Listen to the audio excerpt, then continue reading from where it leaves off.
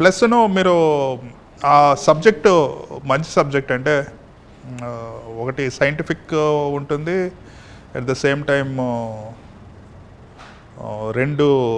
Two different time lines plus ఒక యాక్టర్కి మూడు roles ఉంటాయి sir.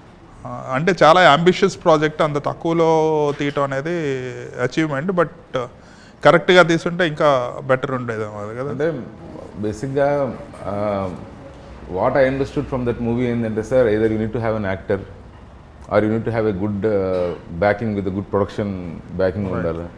And title was bad కొంచెం, అవును, that I have to accept.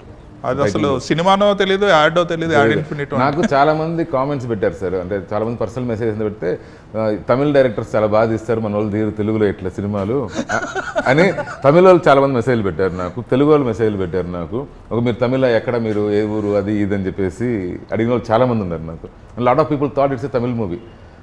Yugandhar ముని అంటే తమిళ్ అనుకుంటారు, తిరుపతి నాది బేసిక్గా, సో చెన్నైకి దగ్గర. బట్ ఆ మూవీ వల్ల people thought it's a Tamil movie, and ఆ మూవీలో కూడా like we did not use double action triple, we did not use VFX or anything sir. అవును, it was like purely old school Vittalacharya ఆ kind of techniques వాడి.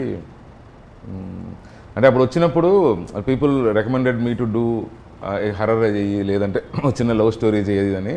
నాకు అది చేయాలని ఉంది. అది చేయాలని ఉంటే స్పాన్ ఆఫ్ ది మూవీ చాలా ఎక్కువ కదా, so I don't think you can pull it off అనేది ఒకటి.